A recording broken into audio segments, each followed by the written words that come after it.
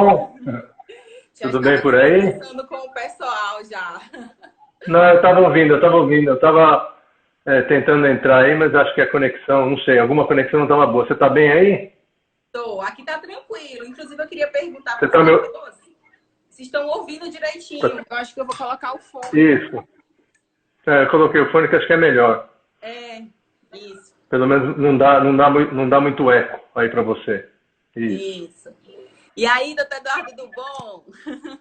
Aqui está tudo, quer dizer, tudo ótimo. Nós estamos aqui na quarentena, eu estou trabalhando um pouquinho no consultório, né? Mas assim, bem mais devagar do que a gente estava acostumado, né? Então, e aqui não sei se você sabe, foi declarado feriado amanhã, quinta e sexta é ponto facultativo, e talvez feriado na segunda. Nossa!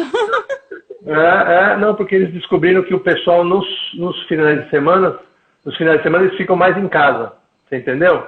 Ah, Então, entendi. eles acabaram decretando esse feriadão, super feriadão aí. É bom e é ruim, né?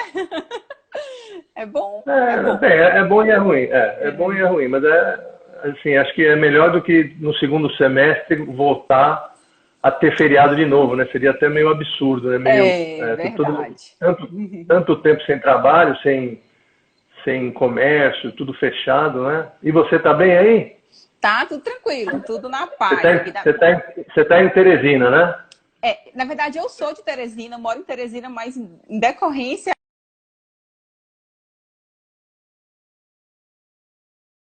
Teresina, consultório, nada funciona.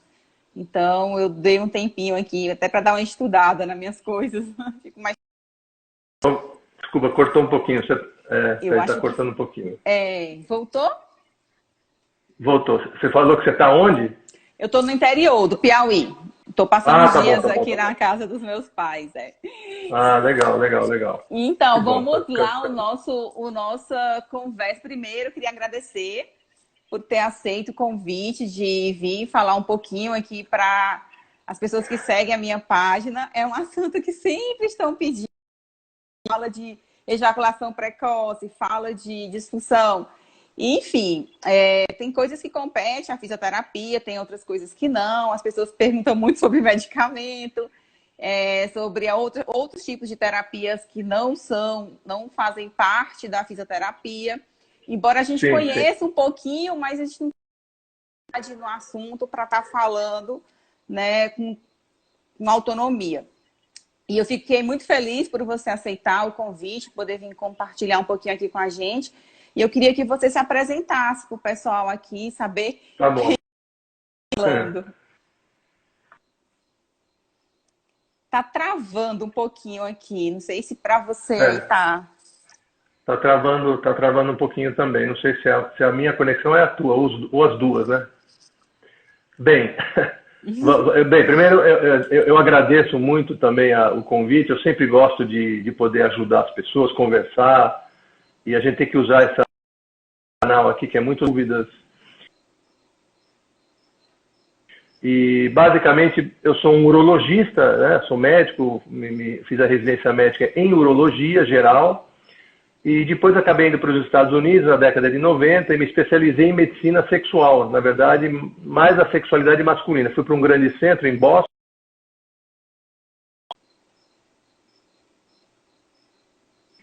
me aprofundar nesse tema e até hoje, né, de lá para cá, nessas décadas aí, me especializei bastante e tenho trabalhado com isso. Quer dizer, basicamente saúde sexual masculina. É isso que eu faço, que eu gosto de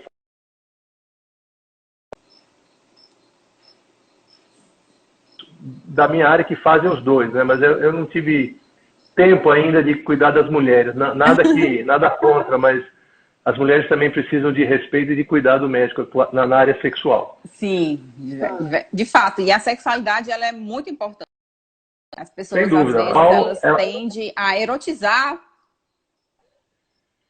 peraí que deu uma cortadinha. Oh, Isso, elas tendem a erotizar demais e por isso eu vejo que é muito difícil muita gente procurar também tratamento, né? Principalmente os homens, né? Eu acho que os homens, não sei, assim, em relação a mais, você só trabalha mais com homem, né?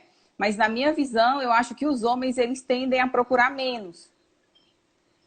Sim, mas você começou falando que o sexo é um dos pilares, a sexualidade é um dos pilares da qualidade de vida Isso, da Organização Mundial de Saúde. A gente sabe disso, quer dizer, isso. é um pilar muito importante. A sua pergunta foi, ele está cortando aqui, isso. Cortou. Tá cortando demais. Eu mencionei que as pessoas elas tendem a erotizar demais, às vezes não procurar um tratamento para a questão Sim, sexual, sim. né? E é bem isso que você falou.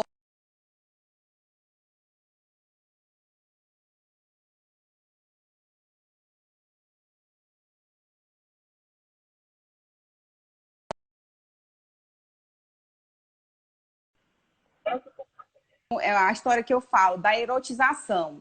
É igual a fisioterapia pélvica. Às vezes elas tendem a erotizar demais uma determinada atuação e não vê que aquilo ela é muito importante para manutenção. Se você conseguiu ouvir, porque aqui está o tempo todo cortando eu acho que é a sua conexão. Será? Então, espera que eu vou tentar mudar, espera um pouquinho só. Tá. Eu tenho as duas aqui, eu tenho o Wi-Fi e tenho o 4G, vamos ver se melhora.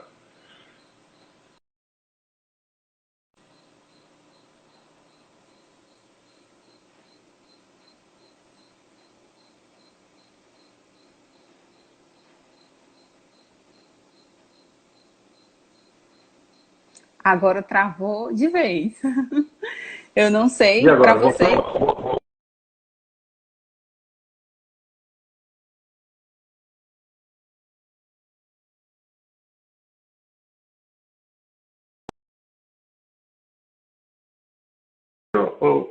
Tô vendo. Tá. Tô ouvindo e vendo. Tá. Aqui para mim tá tranquilo. Não, agora está tranquilo. Você estava travado até agora há pouco. Mas você mencionou uma coisa muito importante, que é o homem, falando do homem, em geral, ele demora auxílio médico por qualquer disfunção sexual que seja. Então, isso realmente é um grande problema. E eu acho que a mulher tem um papel muito importante em poder...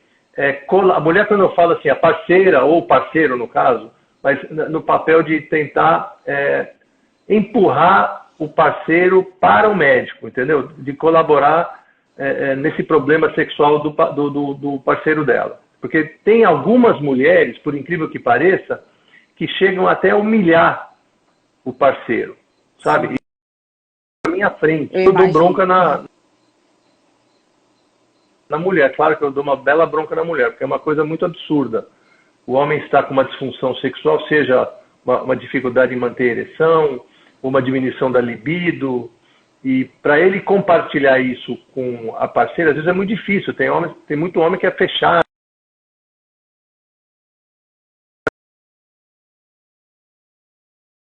A intimidade sexual vai ficando praticamente zero. O casal vai se afastando por medo dele falhar, entendeu? Tá conseguindo me seguir? Sim. Tô ouvindo. Tá, às vezes trava, mas eu tô conseguindo ouvir direitinho. Tá. Então, você trata basicamente das mulheres, é isso ou não? Ou eu entendo que você trata homens também? Não, eu também acompanho muitos homens, mas assim, eu trabalho com 2 uros, né, numa clínica, tem 2 urologistas, e geralmente eu atendo mais o perfil de pacientes pós-cirurgias de próstata, né, que podem evoluir ou não com disfunção erétil. Mas assim, não é comum um paciente assim vir tratar um ejaculação, vem, mas não é algo assim rotineiro pra gente aqui ainda, tá? E nem uma disfunção erétil, sabe? Esses aspectos ainda eles não são tão trabalhados aqui em Teresina, a minha visão, né, em relação à sexualidade. E aqui no Instagram eu recebo de homens com vários problemas. Isso que você falou sobre a mulher, né, recriminar, falar, é um dos aspectos que eu mais vejo, mais assim, tem um relato dos homens, né? que já está com problema em casa, que a mulher não entende, às vezes imagina que está com outra, Isso. E que está gerando um sofrimento muito grande e causa medo em todos os aspectos. Outro dia eu fiz uma live com o Gerson, né, que você até comentou, o Gerson foi meu professor, eu dei formação em sexualidade humana. Sim. Muito amigo meu. Uma figura. Isso. E, assim, as questões sexuais, elas não são tão bem compreendidas ainda num contexto não só fisiológico, né? Mas isso eu vejo que é um pouco difícil, assim, a gente conseguir, porque a gente sabe que os problemas sexuais, eles têm uma abrangência física, emocional, cognitiva, e a gente tem que saber entender em que aspecto ali está cometendo o ser humano para pensar no tratamento, né? E isso aqui ainda eu vejo que é um pouco... Com Teresina tem 2 médicos que trabalham diretamente com sexualidade humana. O que eu uso a palavra angústia. Então, o homem que está com problema, alguma disfunção sexual, ele fica extremamente angustiado. Então, eu sempre falo para ele assim, eu falo para meus pacientes ou palestras, quando você tem algum problema sexual, compartilhe com a sua parceira primeiro. E só de fazer isso, a gente gosta de você, ela vai te apoiar. E aí fica mais suave a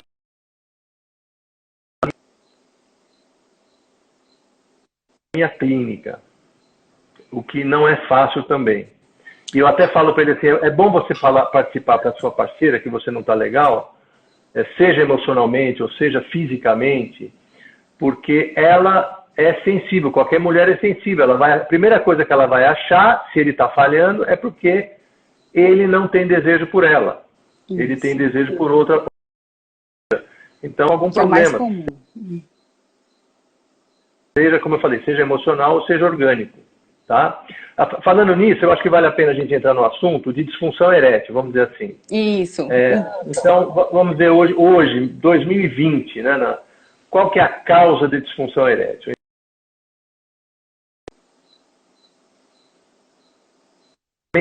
Sei lá, meio a meio, orgânico, psicogênico e misto. Mas acho que hoje, praticamente, eu diria, na minha opinião, todo homem que tem um problema de ereção tem um problema, pode ter um problema orgânico.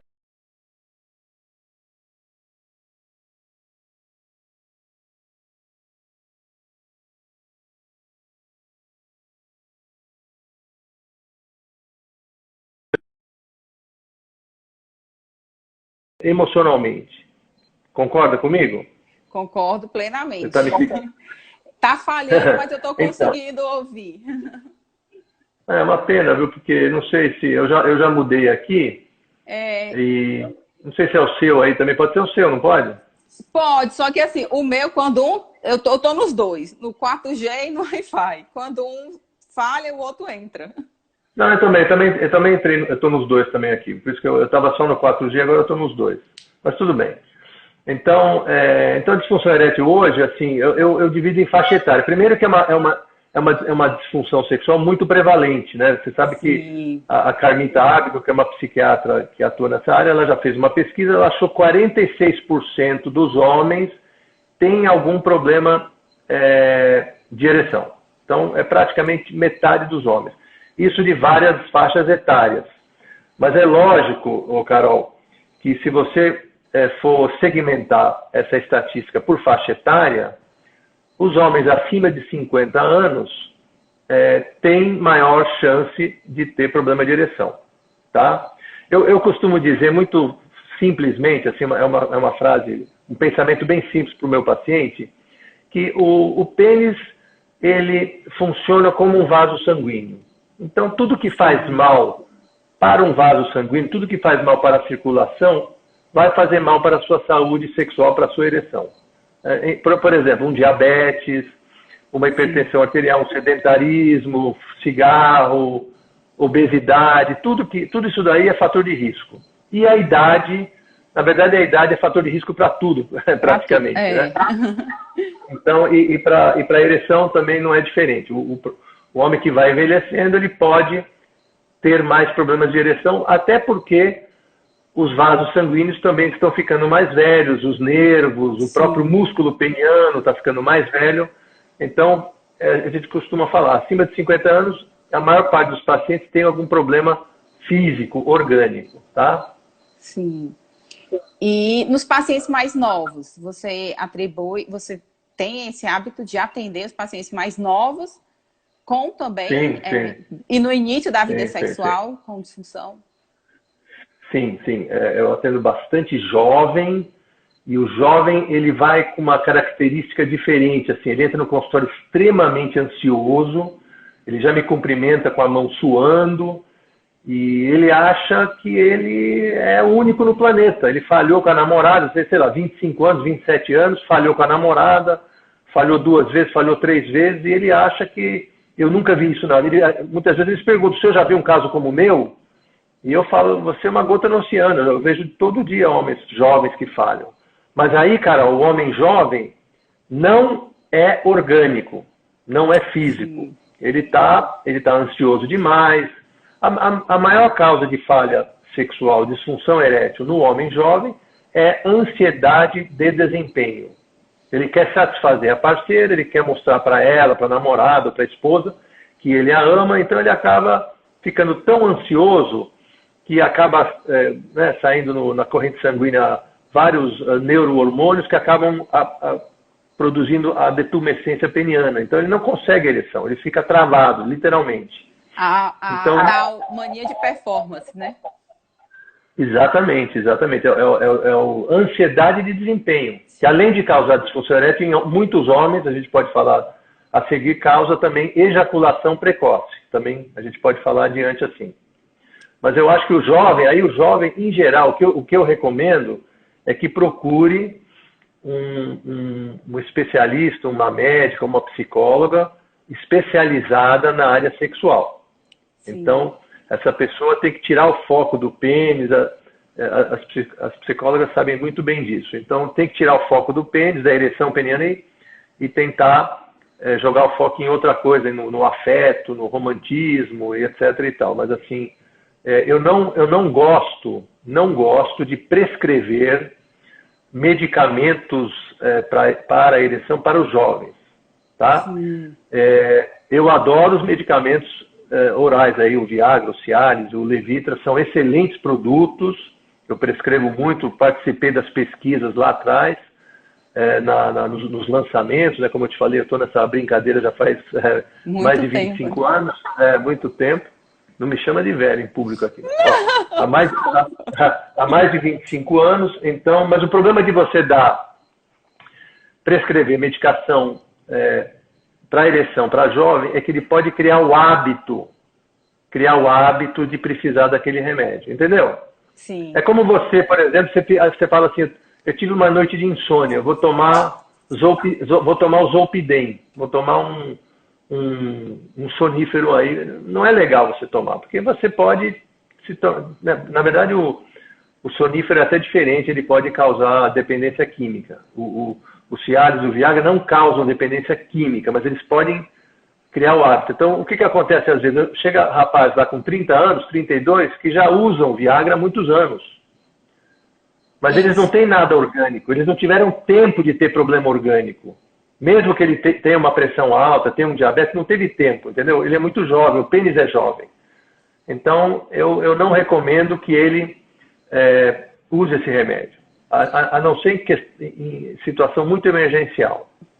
Está conseguindo seguir? Eu ia te perguntar em relação ao medicamento, quando eles começam a usar, dependendo da indicação, a importância de fazer também o desmame, digamos, ele tem que usar durante um tempo e ir tirando esse medicamento. Você falou que o medicamento não causa dependência, mas se é importante, assim, para gerar essa consciência, né, nas pessoas, que o medicamento ele tem que ter uma prescrição e tem que ter um início, um meio e um fim. O que eu diria é o seguinte, se esse paciente jovem, né, nós estamos falando do paciente jovem, vamos chamar de 30 anos de idade, que não tem problema físico, ele é saudável, mas ele está com aquela crise de ansiedade, de angústia, e está falhando com a parceira. Se ele for usar o produto, eu diria para ele usar poucas vezes, apenas para ele ganhar autoestima e melhorar essa ansiedade. Você entendeu? Sim, entendi. Então assim, mas sempre com auxílio médico, né? Infelizmente, no nosso país, eu sei que ele consegue comprar esses medicamentos em qualquer farmácia, mas eu sempre recomendo com o auxílio de um médico, de um profissional que atue nessa área. Certo. E uma das perguntas, assim, eu recebi várias perguntas aqui. Teve uma pessoa que perguntou assim, em relação à testosterona, ela tem um efeito em relação à melhora da ereção, a melhora do desempenho sexual? O que é que você me diz em relação? Perguntou tanto do uso quanto assim, de quem faz uso contínuo de anabolizantes, por exemplo, se pode influenciar também na questão do desempenho sexual ou influenciar em vir a ter um ADE. Bem, vamos falar sobre a testosterona, que é um anabolizante, né? A testosterona é o hormônio sexual principal do homem. Estou falando do sexo masculino aqui. Não vou falar de testosterona em mulher, que é muito polêmico, mas vamos falar em homens. Então, no homem existe uma síndrome, né, que é chamada de deficiência de testosterona, ou a deficiência androgênica do envelhecimento masculino, a disfunção, né, do que acontece com a idade. Os testículos vão produzindo menos testosterona, lembrando que é o testículo que produz a testosterona. Então, se um homem de 50 anos ou 55, que é o mais comum, é diagnosticado com essa síndrome, déficit de testosterona, ou DAEM, como eu acabei de falar, a deficiência androgênica do envelhecimento masculino, é uma sigla que a gente usa na nossa sociedade de urologia. Então, se ele foi diagnosticado com DAEM, como que é feito o diagnóstico? Os sintomas mais o exame laboratorial. Sim. Quais são os sintomas? Então, um dos sintomas, Carol, é a queixa sexual. Então, principalmente, a diminuição da libido, o desejo sexual, e a qualidade da ereção dele também vai cair bastante. Ele não vai conseguir mais ter aquela ereção rígida e satisfatória que ele conseguia ter. Além disso, estão também associados outros sinais e sintomas, como, por exemplo, perda de massa muscular, ele está ganhando peso, ele tem perda de pelos, ele tem desmotivação, cansaço, fadiga, muitas vezes ele está muito mal-humorado, sabe? O cognitivo também, assim, às vezes a memória, isso aí é um pouco ainda especulativo, mas pode contribuir também alguma perda de memória. Sim. Então, essa síndrome afeta o homem de uma maneira geral. A sorte não atinge 100% dos homens. Ela atinge cerca de 1/4 dos homens, né, essa síndrome. Cerca de 25% dos homens vai ter problema de deficiência de testosterona e vai necessitar, aí sim, de reposição de hormônio, que é reposição de testosterona. Então, eu estou falando de homens que têm queda de hormônio. Se ele tiver queda de hormônio, tiver disfunção erétil, diminuição da libido, e a gente dosar a testosterona, vier baixo, geralmente abaixo de 300 nanogramas por decilitro, e aí você faz uma reposição adequada. O que é uma reposição adequada? Nós temos no Brasil gel transdérmico, que aplica pela pele, temos injeções de ação rápida, de ação curta e de ação prolongada. Todas têm uma eficácia muito boa. Então, se ele for bem orientado e bem tratado, ele sim, respondendo à tua pergunta, ele vai melhorar a sexualidade, ele vai melhorar a libido, o desejo sexual, ele vai dar uma canseira na parceira dele, tá? Então, isso é... Agora, eu não advogo o uso de hormônio com fins anabólicos, anabolizantes, para ganhar massa muscular. Eu vejo, olha, eu já vi casos, a gente conversou aqui antes para a gente conversar de caso clínico, então eu posso mencionar um caso que me veio à memória agora, que era um homem de mais ou menos uns 45 anos, e ele fazia, sei lá, ele era paciente meu, sempre vinha todo ano fazer exame de próstata e conversar e tal, fiz a vasectomia nele. Bem, um dia ele chega lá, fazia um ano que ele não aparecia, 1 ano e meio, sei lá. Quando eu abro a porta da minha clínica e vejo ele na sala de espera, ele estava assim, um monstro um monstro de grande, estava de shorts, de camiseta, um cara gigante. E ele entrou de cabisbaixo e falou, doutor, eu fiz, e falou um palavrão. Falei, o que aconteceu? Aí ele mostrou o exame de testosterona para mim. Aí eu quase caí da cadeira. Ele mostrou o normal da testosterona, para as pessoas saberem, no homem é de 300 a 1.000, aproximadamente. Ele estava com 7.000. Nossa. 7.000. Por quê? Porque ele estava se automedicando. Ele ia na academia, lá, infelizmente, existe um câmbio negro, um mercado negro desses medicamentos, ele estava se auto-injetando uma quantidade mais do que se daria para um cavalo. Então, você imagina. E ele foi lá, por quê? Porque ele estava dependente do produto. Ele não conseguia desmamar do produto. Então, eu tive que fazer o desmame paulatinamente, progressivamente, e até que a gente conseguiu, mas demorou muito tempo. Então, esse foi um caso, assim, desses casos de academia. Sim. Então, se você tem algum conhecido que está ganhando massa muito rapidamente, você tem que interrogar. Esse cidadão provavelmente pode estar usando testosterona inadequadamente. E o que pode acontecer, Carol, se ele usa muita testosterona? O cérebro vai reconhecer que ele tem muita testosterona no sangue. Então, existe uma glândula chamada hipófise, ela não vai mais mandar sinal para o testículo do homem para produzir a testosterona. Entendeu? Então vai parar de produzir testosterona. Mesmo que você retire o produto, ele não tem mais testosterona. E pode atrofiar testículo, pode levar à infertilidade. Então é muito grave o homem se automedicar com reposição de hormônio. Entendi. Então, pode dar um efeito rebote também. A testosterona pode ser utilizado para melhorar Sim. a sexualidade e, se tiver um uso inadequado, em excesso, pode ter um efeito adverso.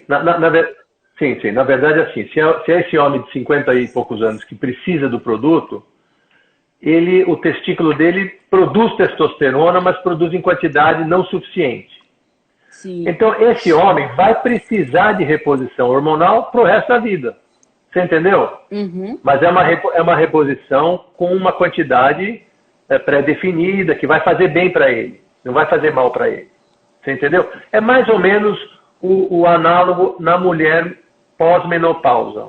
Ela precisa de hormônio, permanentemente. Né? Então, no caso do homem, é mais ou menos semelhante. Como eu falei no começo, não são todos os homens que vão sofrer essa deficiência de testosterona. Certo. E aí, você falou, a gente está falando na parte da disfunção erétil, você falou, né, do que é feito o diagnóstico, dos tipos de disfunção, e falou um pouquinho do tratamento medicamentoso. Existem outras linhas de tratamento para a disfunção erétil hoje? Bem, a gente divide primeira linha, segunda linha, terceira linha. Tá? Mais ou menos assim. Primeira linha, como você falou aí, medicação oral e psicoterapia. Psicoterapia, como a gente já comentou aqui também, para homens jovens, ou homens de qualquer idade, mas que estejam realmente com problemas emocionais que precisam de um profissional. Então, psicoterapia não se pode também afastar. Segunda linha seria basicamente injeção peniana. Na verdade, primeira linha, voltando à primeira linha hoje, existe um método mais recente chamado ondas de choque. Tá? Isso. O termo é um pouco infeliz, porque parece que você vai levar um choque, mas não tem nada a ver com choque. Na verdade, ondas de choque vem daquele aparelho para quebrar cálculo renal. Sim. Que veio da década de 80, de 90 e se popularizou muito. E em 2011, um israelense fez um experimento e descobriu que no pênis, a onda de choque, que na verdade é uma onda eletromagnética ou onda eletrohidráulica, ela pode propiciar a formação de vaso sanguíneo, de novos vasos sanguíneos no pênis. Então é uma coisa mais nova e não funciona para todo mundo, obviamente. Então eu estou fazendo na minha clínica, mas com alguma moderação, porque eu tenho que saber se o paciente realmente tem um problema vascular peniano. Sim. Então, se ele tiver um problema vascular peniano, sim, aí pode obter sucesso. A grande vantagem é que são feitas em sessões semanais ou 2 a 3 vezes por semana e não tem efeito colateral, tá? Então, essa é a grande vantagem. Não tem nenhum problema se ele não tiver um resultado adequado. Ele não vai sofrer dano, nenhuma lesão, nenhuma injúria por fazer a onda de choque no pênis. Tá bom? Eu tenho um vídeo no YouTube também. Quem quiser ver, tem lá um vídeo sobre onda de choque. É uma modalidade de tratamento nova e acho que convém conversar com um médico. Aí em Teresina tem um colega meu, Juliano Aita. Juliano, Ele até Juliano entrou é muito aqui amigo no meu. início. Ele entrou, então. Ele é muito amigo meu e é um cara muito bom. E ele também ele tem o equipamento aí. Eu acho que só ele, acho que só ele em Teresina tem. Acho que só ele faz. Sim. E, bem, indo para a segunda linha de tratamento da disfunção erétil, a gente teria aí as injeções penianas, tá?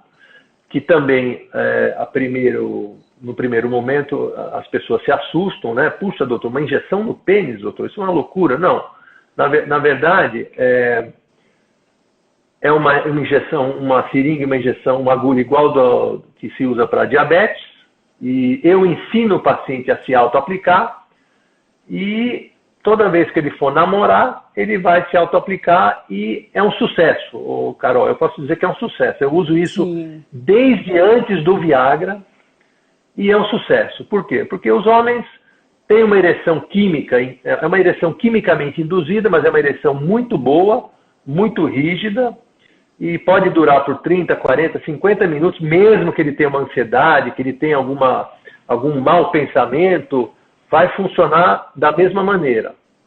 Então, e eu costumo dizer assim, para casos emergenciais ou para casos quando o tratamento oral não funciona, e nós sabemos que 30% não tem boa resposta com Viagra, com Cialis e com Levitra, então esses acabam migrando para a injeção peniana. Sim. Tá certo? Mas, novamente, precisa de auxílio médico, precisa ir na clínica do seu urologista para aprender a aplicar, ele tem que achar a dose adequada, tá?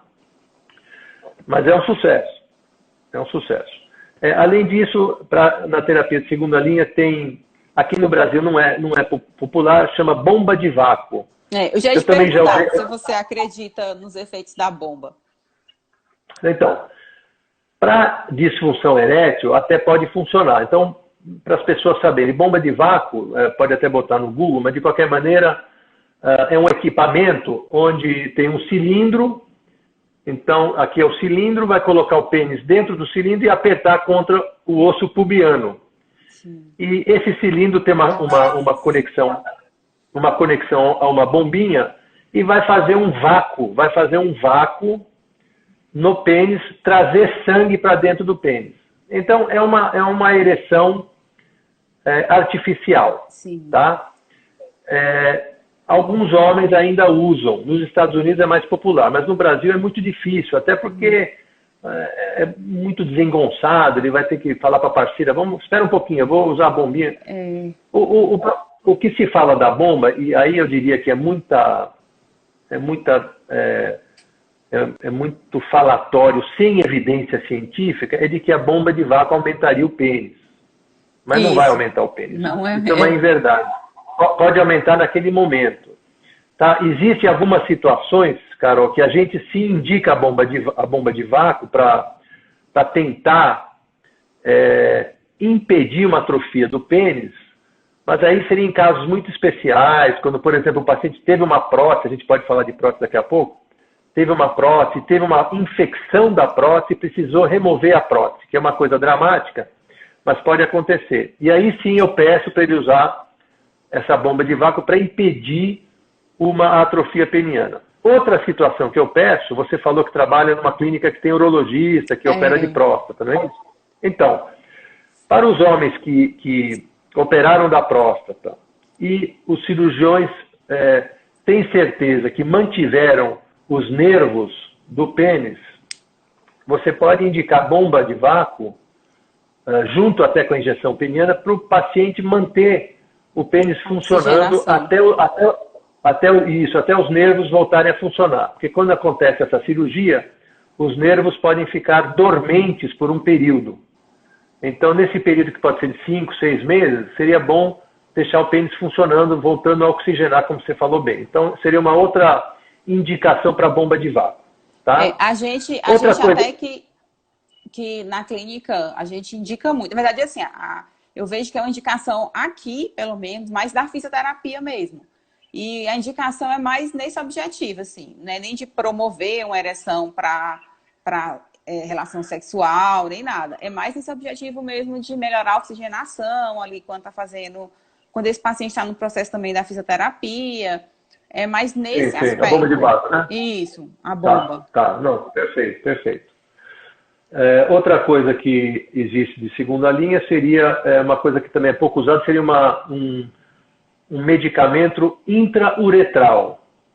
Então, seria o mesmo medicamento que aplica no pênis, mas seria para as pessoas que têm fobia de agulha, é um dispositivo, uma canetinha que vai colocar o medicamento através de um creme dentro da uretra. Então também dá um pouco de aflição nos homens, mas é dentro do canal da urina. Mas, na minha opinião, o resultado não é bom. Entendeu? A injeção tem um resultado muito melhor. Em outras palavras, Carol, a injeção é muito mais eficiente para produzir uma ereção do que esse método intrauretral. Tá certo? Entendi. E de terceira linha, continuando o tratamento para disfunção erétil, de terceira linha seria a prótese peniana. Tá? Eu também sou um grande colocador de prótese aqui no Brasil, eu viajo o Brasil inteiro ensinando os colegas, então é uma grande satisfação. Já tive em Teresina, inclusive. Existem 2 tipos de prótese, também tem lá no meu canal do YouTube, quem estiver interessado, mas tem 2 tipos de prótese, a prótese semi-rígida e a prótese inflável. Né? São duas próteses bem diferentes. A semi-rígida, ela basicamente é um fio, ela é constituída por um fio de prata envolto por um polímero de silicone, aos pares, né, porque o pênis são 2 canais cavernosos, e de tal maneira que o pênis vai ficar sempre duro, sempre firme. É dobrável, dá para dobrar, para fazer xixi e para ocultar embaixo da roupa e tal. E é a que mais se coloca no Brasil, até pelo custo, porque o SUS cobre e os convênios cobrem. Sim, os convênios médicos cobrem, então é uma cirurgia relativamente tranquila, demora 40 minutos a 1 hora, e o paciente pode ir de alta até no mesmo dia, no dia seguinte, e tem muito urologista pelo Brasil afora que sabe colocar essa prótese. Tá?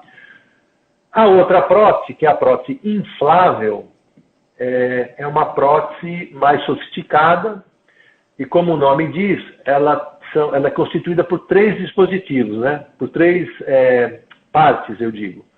Então, são 2 cilindros que vão dentro dos canais cavernosos,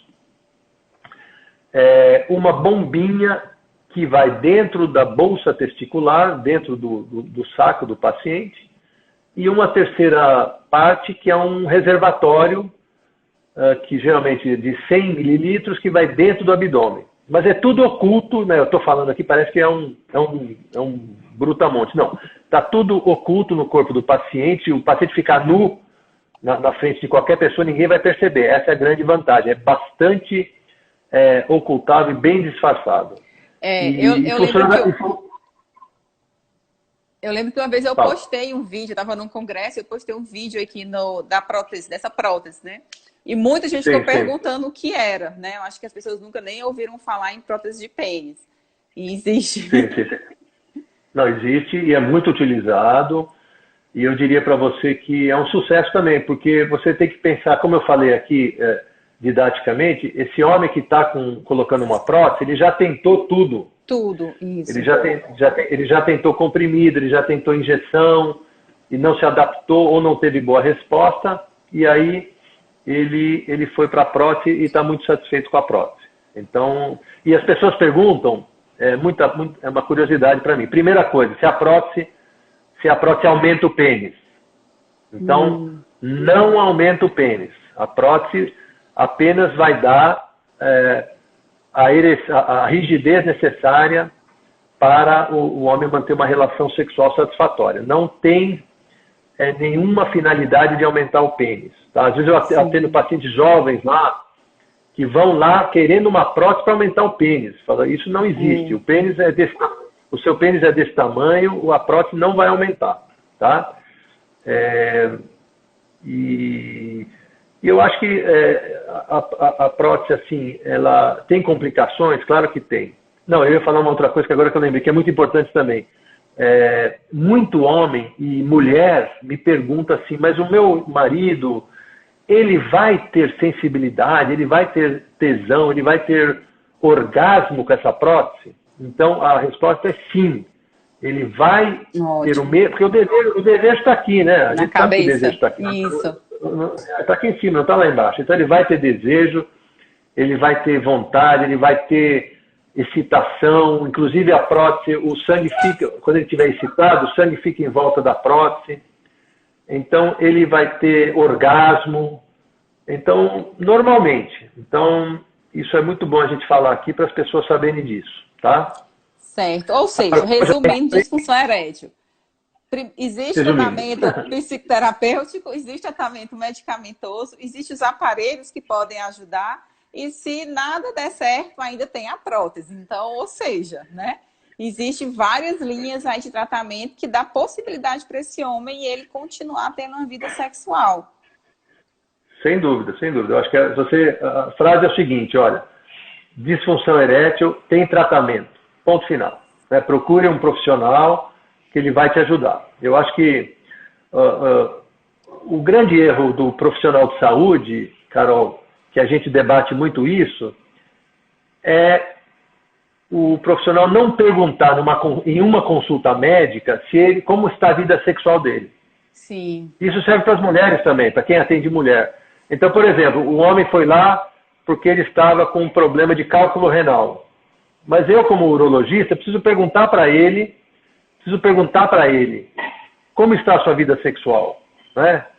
Você tem ereção satisfatória, você tem desejo, você consegue segurar o suficiente para conseguir dar prazer para sua parceira e você tem prazer, sabe? Você precisa perguntar tudo isso. E tem muito médico que fica acanhado, por incrível que pareça. Ele fica envergonhado do médico perguntar.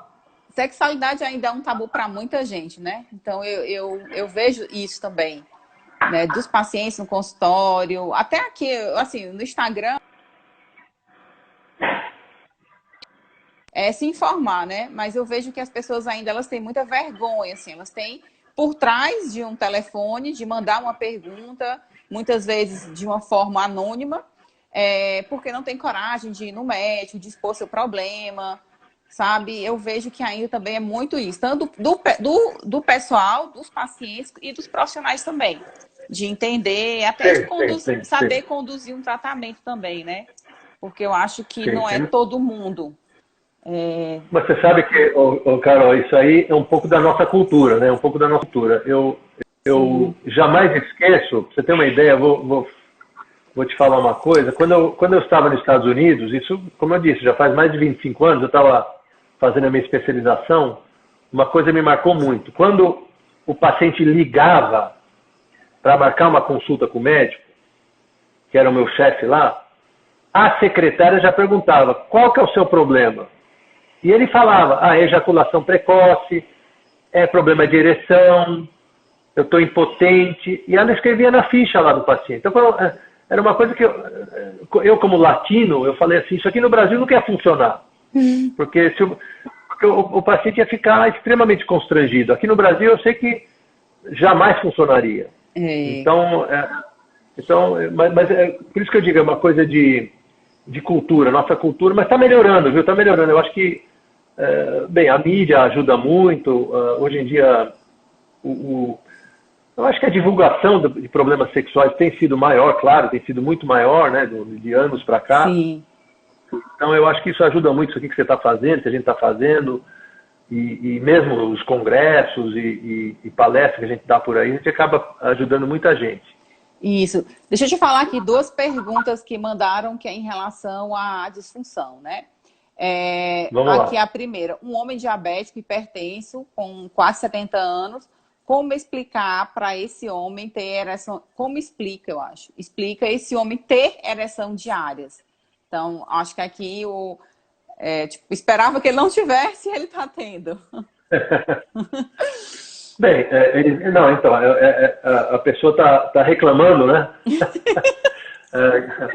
Ele tem, talvez seja a esposa, né, que está reclamando. Ele tem 70 anos, 70, e é diabético e ainda tem Hipertenso e ereção boa, hipertenso. e diárias. Olha, medicina não é matemática, né, Carol? Então, e provavelmente ele deve ter um diabetes e deve ter uma hipertensão que não fez tão mal para o sistema vascular peniano dele, entendeu? E além disso, ele deve ser um homem com grande motivação sexual. Olha aí, a motivação pode ser ela também. Não, exatamente, como eu falei no começo, existe problema orgânico, mas geralmente acompanhado de um problema emocional também. Então, é um homem de sorte, eu vou dizer isso para você, é um homem de sorte, porque tem o diabetes, na verdade, o diabetes mellitus é a pior doença para ereção, tá? Especialmente o diabetes tipo 1, aquele do jovem, ele realmente é uma doença terrível, que é uma doença sistêmica, que acaba ocasionando mal para vários sistemas, né? Então, especialmente também o pênis acaba realmente se comprometendo a inervação peniana, a vascularização peniana. Mas esse homem aí, voltando a esse homem de 70 anos, ele é um homem realmente de muita sorte. Tem uma outra pergunta aqui. Vamos lá. A possibilidade de perca total da vida sexual por causa de uma protusão discal e qual as consequências da protusão discal na vida sexual? Olha, a história não, eu diria que uma protrusão discal não causaria perda total da ereção. Tá? E mesmo hérnia de disco, existem trabalhos que acabam até associando com problema de ereção, mas não está 100% definido. Você entendeu? Sim. Então, a hérnia de disco hoje, por si só, não é considerado um fator de risco. Tá? E protrusão discal, eu posso dizer assim que muita gente, mas muita gente tem protrusão discal. Se você for fazer ressonância magnética da coluna da população, eu não sou, obviamente não é da minha área, mas, sei lá, 50%, 40%. Queria faltar você. É um prazer e uma honra. Eu conheci o Gerson, eu fiz um curso de formação, ele tem um curso de formação